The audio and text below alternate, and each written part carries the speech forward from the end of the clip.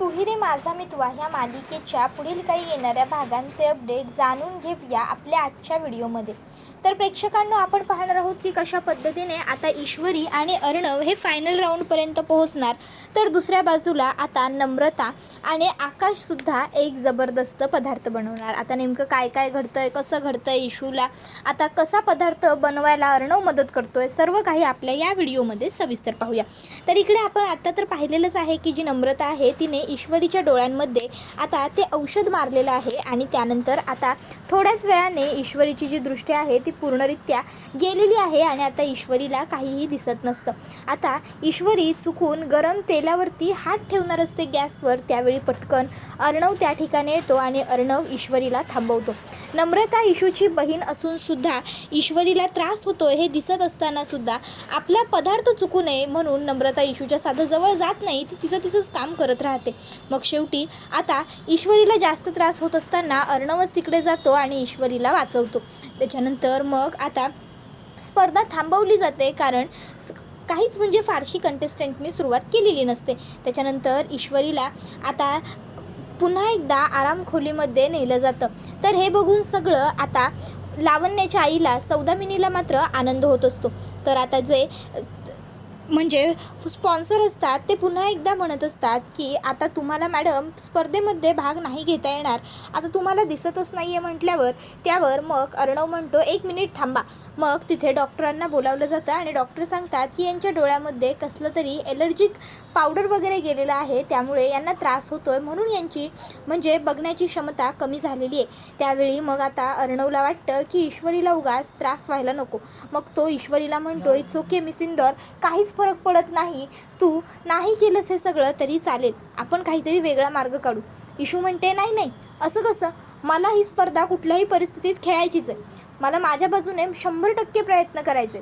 त्याबरोबर लगेचच ते स्पॉन्सर म्हणतात की अहो कसं शक्य आहे, तुम्हाला दिसतच नसेल तर तुम्ही कसं खेळू शकता। त्यावर ईश्वरी म्हणते ते मला पण नाही माहिती, पण मला करायचं आहे काहीही करून हे सगळं। त्यावेळी मग आता अर्णव हा त्या जजेसनाच विचारतो की तुमच्याकडे काही मार्ग आहे का। त्यावर आता जज म्हणतात की ठीक आहे, एक तोडगा आहे आमच्याकडे। त्यावर आता लगेचच काय असं विचारलं जातं। त्यावर मग आता अर्णवला जजेस म्हणत असतात की तोडगा असा आहे, तो म्हणजे की ह्या स्वयंपाक बनवत असताना यांना दिसत नसल्यामुळे तुम्ही यांची मदत करू शकता, तुम्ही यांनी कसं करायचं काय करायचं ते सांगू शकता, पण तुम्ही कुठल्याही रित्या कुठल्याच पदार्थाला हात लावून त्यांची मदत करू शकत नाही। जर तुम्ही कुठल्या इन्ग्रेडियंटला हात लावलात तर मात्र तुम्ही डिस्क्वालिफाय होणार। तुम्हाला फक्त त्यांच्यापासून लांब उभं राहून त्यांना सांगता येईल कुठे काय ठेवलं आहे, काय करायचं आहे काय नाही हे सगळं। त्याबरोबर अर्णव म्हणतो ठीक आहे मिस इंदौर, तुला जमेल का पण असा स्वयंपाक बनवायला। त्याबरोबर इशू म्हणते हो जमेल ना, मला नक्की जमेल, मला प्रयत्न करून बघायचं आहे। त्याच्यानंतर मग आता बाकीचे काही कंटेस्टंट म्हणतात पण ही तर चिटिंग आहे ना। त्याबरोबर मग जजेस त्यांना म्हणत असतात की त्यांचा प्रॉब्लेम जेन्युइन आहे म्हणून त्यांना तशी परवानगी दिली। जर तुम्हालासुद्धा तुमच्या पार्टनरकडनं अशी तोंडी मदत घ्यायची असेल तर तुम्ही घेऊ शकता, आमची काहीच हरकत नाही आहे। त्याबरोबर मग आता सगळे कंटेस्टंट पुन्हा एकदा आपापल्या कामाला लागलेले असतात। त्याच्यानंतर मग इकडे आता जी इशू असते ती तिच्या स्वयंपाकाच्या साहित्याजवळ जाऊन उभी राहते। आता अर्णव तिला म्हणत असतो मिस इंदौर डोंट वरी, मी तुला गाईड करतो, तसं तसं तू कर। तुझ्या डाव्या बाजूच्या हाताजवळ खाली समोरच बेसनाचं पीठ आहे, त्याच्या शेजारी पाणी आहे, तुला बटाटे हवे होते ते बटाटे तुझ्या उजव्या बाजूच्या हात वरती केल्यावर समोरच्याच बाजूला ठेवलं आहे। आता बघता बघता अर्धा तास पूर्ण होतो, सगळ्यांचे पदार्थ बनवून होतात। त्यानंतर आता जे जज असतात ते सर्व पदार्थांची चव बघण्यासाठी पुढे सरसावलेले असतात। खरं तर ईश्वरी आणि अर्णव जेव्हा कोऑर्डिनेशनमध्ये काम करत असतात तेव्हा दोन्ही जजमध्ये सुद्धा चर्चा होते की खरंच दोघा नवरा बायकोंचं कोऑर्डिनेशन अगदी कमाल आहे, जसं जसं त्यांनी सांगितलं तसं तसं त्यांच्या बायकोने करून दाखवलं। त्याच्यानंतरनं मग आता जे जज असतात ते निकाल देतात आणि निकालामध्ये आता सात्विक फॅशन्स, आकाश टेक्स्टाईल, त्याचबरोबर जे लावण्याच्या आईचं म्हणजेच सौदामिनी क्रिएशन असतं, हे तिन्ही तर आलेले असतातच, पण त्यांच्याबरोबर आणखीन एक चौथी टीमसुद्धा जिंकलेली असते। आता 4 टीम जिंकलेल्या असतात आणि मग आता त्या 4 टीमना संधी मिळालेली असते पुढे म्हणजेच फॅशनच्या कॉन्सेप्टमध्ये भाग घेण्याची। तर आता इकडे नम्रता जी असते ती मात्र खूप जास्त काळजीत असते. ती विचार करते माझ्या बाजूची वेळ तर मी मारून नेली, मी तर आता माझं टास्क कंप्लीट केलेलं आहे, पण आकाशचं काय? आकाश आता जिंकू शकतील ना? आफ्टर ऑल जिजूंमध्ये आणि आकाशमध्ये खूप फरक आहे. जिजूंनी फॅशन डिझायनिंग फॉरेनवरून केलं आहे आणि आकाशने भारतात केलं आहे. काय होईल? गणूबाप्पा आता तूच आकाशची साथ दे. काहीही झालं तरी ही स्पर्धा आम्हाला जिंकायचीच आहे. आजपर्यंत एवढी वर्ष आकाश फॅशन इंडस्ट्रीमध्ये काम करत आहेत, त्यामुळे त्यांनासुद्धा अनुभव चांगला आहे याची मला खात्री आहे. पण तरीही मला काळजी वाटते. शेवटी हा शेवटचा राऊंड आहे. या राऊंडमध्ये जे घडेल जे होईल तेच फायनलाइज असेल आणि काहीही झालं तरी मला ही स्पर्धा जिंकायचीच आहे. मला कुठल्याही परिस्थितीत स्वतःला सिद्ध करायचंच आहे. ह्या घरातलं माझं अस्तित्व मला निर्माण करायचं आहे. जर मी यावेळी नाही जिंकले तर प्रत्येक वेळी घरात ईश्वरीचाच बाजार असेल आणि मला मात्र गप्पपणे सगळं ऐकून घ्यावं लागेल, निमूटपणे सहन करावं लागेल. तर इकडे आता ब्रेक मिळालेला असल्यामुळे आकाशसुद्धा ईश्वरी आणि अर्णवकडे येतो आणि तो म्हणत असतो की काय झालं ईश्वरी, मगाशी तुझे डोळे अचानक असे कसं काय म्हणजे दिसेनासे झाले? तुला फार त्रास तर होत नाही आहे ना? हे बघ, जर त्रास होत असेल तर सांग. मी एक काम करतो, मी डॅडना पटकन कॉल करतो आणि डॅडना सांगतो की तुझ्यासाठी काहीतरी डोळ्यांचं ड्रॉप वगैरे घेऊन ये, किंवा तू काही खाल्लं नाही आहेस म्हणून तुला त्रास होत होता का, असं काही झालं आहे का? तर हे सगळं बघून नम्रताला मात्र आकाशचा सुद्धा राग येऊ लागतो. ती विचार करते इथे यांची स्वतःची बायको यांच्यासाठी एवढे कष्ट करते, एवढी मेहनत करते, यांना त्याचं काही पडलेलं नाही आहे, तर यांना त्या ईश्वरीचं सगळं पडलं आहे. काय करायचं आहे यांना? यांनी माझ्याजवळ येऊन बसायला हवं, माझ्याबरोबर चर्चा करायला हवी. काय करायचं आहे, कसं करायचं आहे, नेक्स्ट हे जिंकणार आहेत, हे कसं खेळणार आहेत, हे सगळं यांनी मला सांगायचं. पण ते नाही, ते सगळं राहिलं बाजूला. हे त्या ईश्वरीच्या दिमतीला हजर झालेत पहिले. खरं तर आज ना मी जे काही केलं आहे ते सगळं करण्याची माझी अजिबात इच्छा नव्हती, पण आकाशच्या ह्या बिहेवियरमुळे खरं तर मला हे सगळं काही करायला भाग पडलेलं आहे. सतत काय यांना ईश्वरी ईश्वरी ईश्वरी ईश्वरी ईश्वरी दिसत असते. स्वतःचं काही अस्तित्व आहे की नाही? स्वतःचं असं काहीतरी यांना करावं असं वाटतं की नाही? त्याबरोबर इकडे अर्णव हा आता ईश्वरीला म्हणतो आता तू शांतपणे इथे रिलॅक्स हो, आता तसंही माझा टर्न आहे. त्याच्यानंतर मग आता थोड्या वेळाने स्पर्धा सुरू झालेली असते. आता इकडे अर्णव, आकाश आणि बाकीचे सगळेच कंटेस्टंट त्यांच्या जागी जाऊन थांबलेले असतात. आता मग स्पर्धेला सुरुवात झाल्याच्यानंतर इकडे ईश्वरी ही अर्णवकडे बघत असते आणि तीसुद्धा गणूबाप्पाकडे प्रार्थना करते.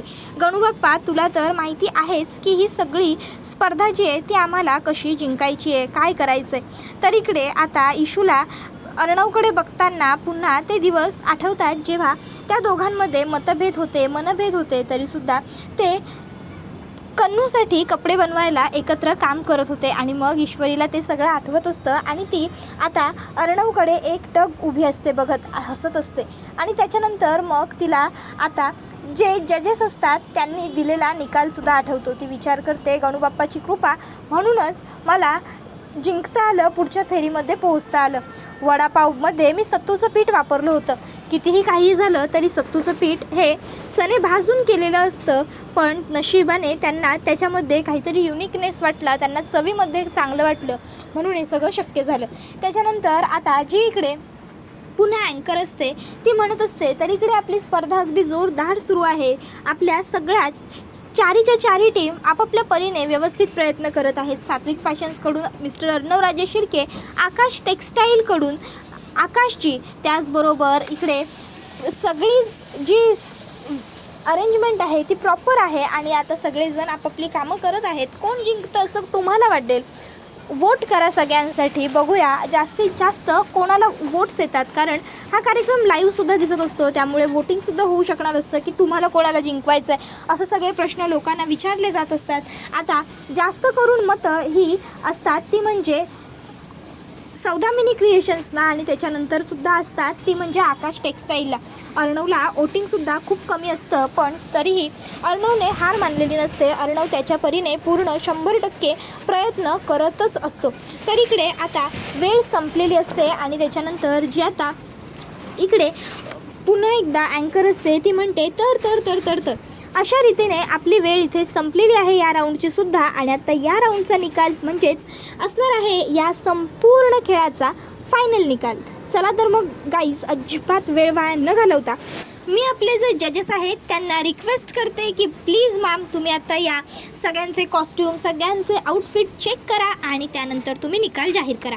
तर इकडे आता अर्णवने सुद्धा खूप सुंदर असं आउटफिट बनवलेलं असतं, पण इकडे शेवटी एवढी मोठी स्पर्धा आहे म्हटल्यावर मनामध्ये थोडीफार काळजी तर असणारच.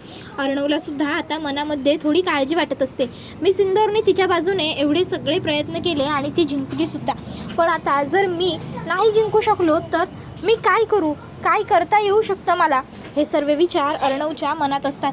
तर ईश्वरी आता त्याच्याजवळ असते उभी आणि ती त्याला म्हणत असते, काळजी करू नका, सगळं चांगलं होणार आहे. गणूबाप्पा आहे आपल्या पाठीशी. मुळात आपली बाजू सत्याची आहे आणि जिथे सत्य असतं ना तिकडे विजय हा नेहमीच असतो.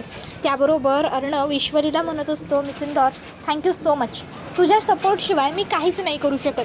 त्याच्यानंतर मग आता ईश्वरी आणि अर्णवकडे सुद्धा जज आलेले असतात. जज आता त्यांचे कपडेसुद्धा बघतात, व्यवस्थित बघतात, त्यांनी कुठलं फॅब्रिक वापरलं आहे, त्याच्यामध्ये कलर कॉम्बिनेशन काय आहे, त्यांची स्टिचिंग कुठली आहे, स्टिचिंगसाठी त्यांनी कुठली मेथड वापरली आहे, सर्व प्रश्न वगैरे अर्णवला विचारले जातात.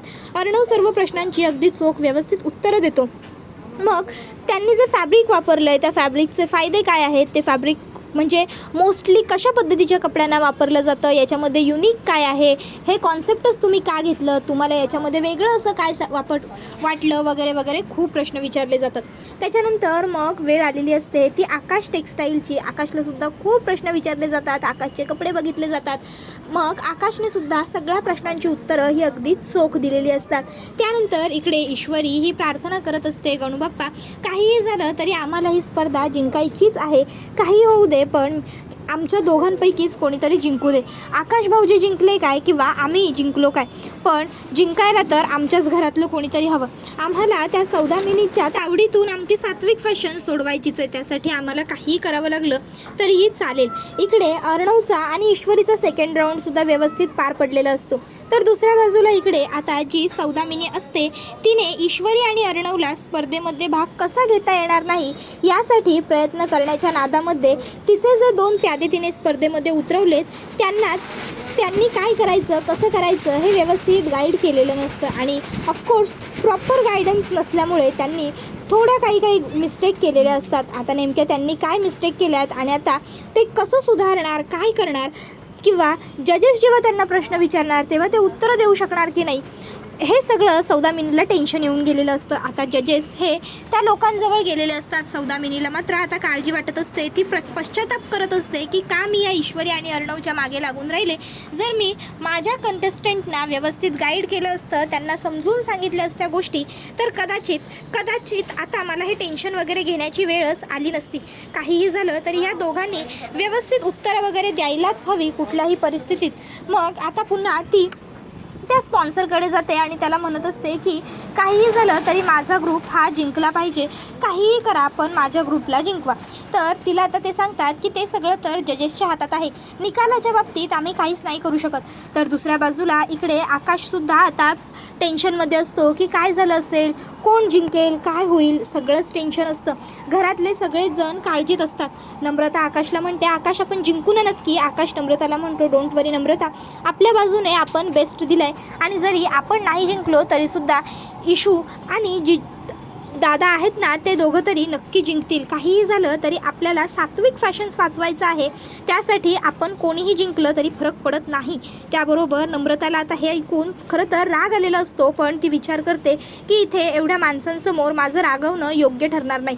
मग ती आकाशला म्हणते, हो बरोबर आहे, आफ्टर ऑल तुम्हाला फक्त सात्विक फॅशनचंच सगळं पडलं आहे ना. आकाश म्हणतो नम्रता, त्यावर नम्रता म्हणते म्हणजे वाचवण्याबद्दल बोलते मी, होईल सगळं व्यवस्थित, काळजी करू नका.